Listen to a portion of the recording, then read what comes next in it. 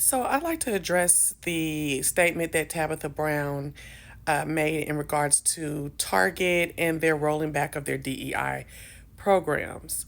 Um, I feel like Miss Brown has done a great disservice to our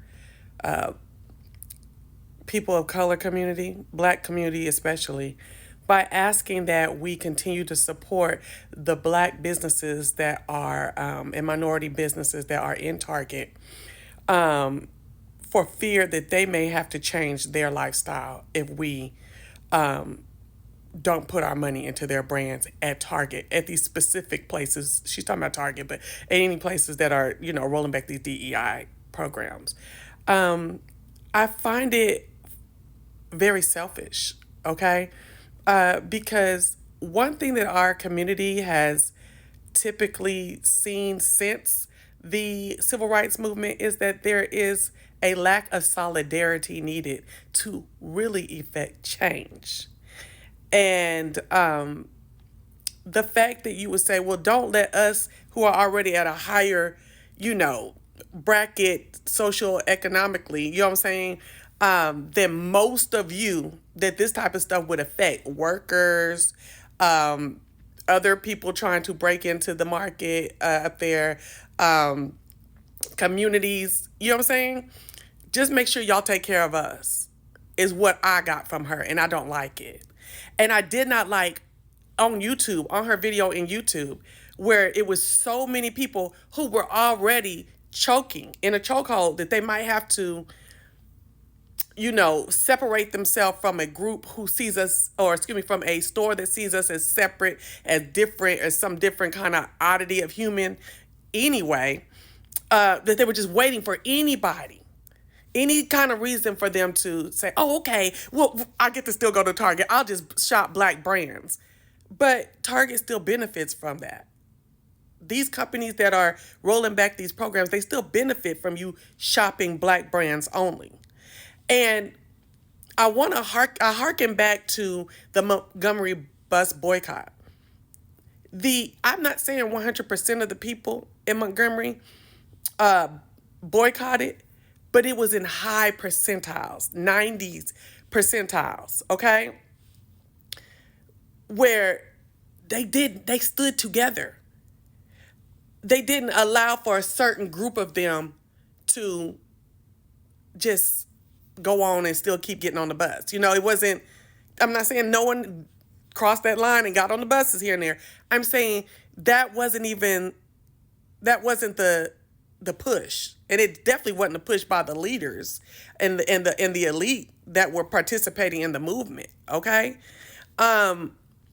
Additionally, those who had resources, like that didn't have to take the bus, they had cars, they were putting together carpools, changing their schedules, to make sure that people got to where they needed to be.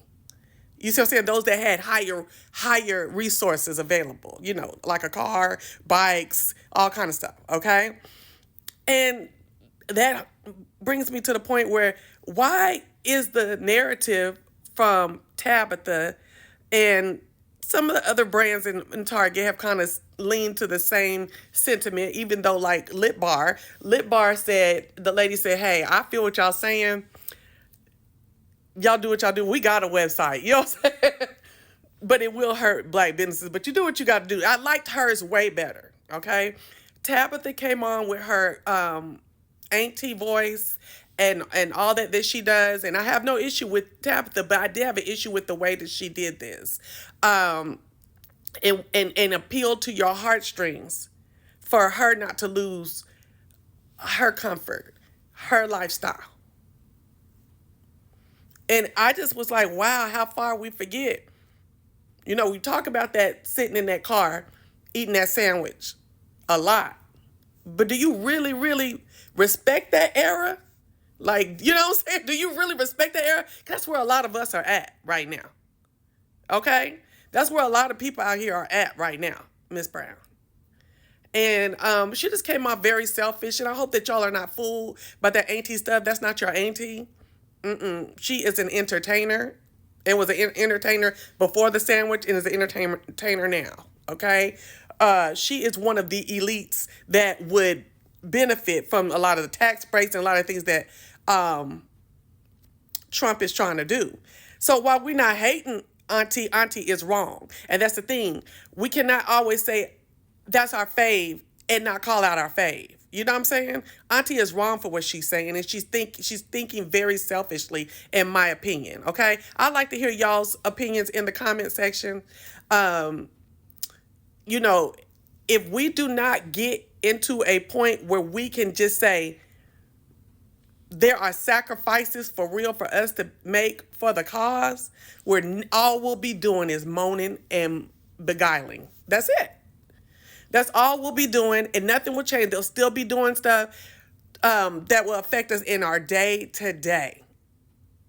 You know? And if you don't make not only the establishment, but make these elite blacks and other minorities take the same stand necessary to improve our lives, and then they never will. They never will. I could not believe that was her response to this. Because see, y'all can get y'all some resources together real quick to where you can have your own store, your own little black, kind of like a little central warehousing unit. You know what I'm saying? Where we can go and say, hey, we buying black, we buying these things, and pull y'all's resources together. A lot of the black brands to where we can buy from y'all. You know what I'm saying?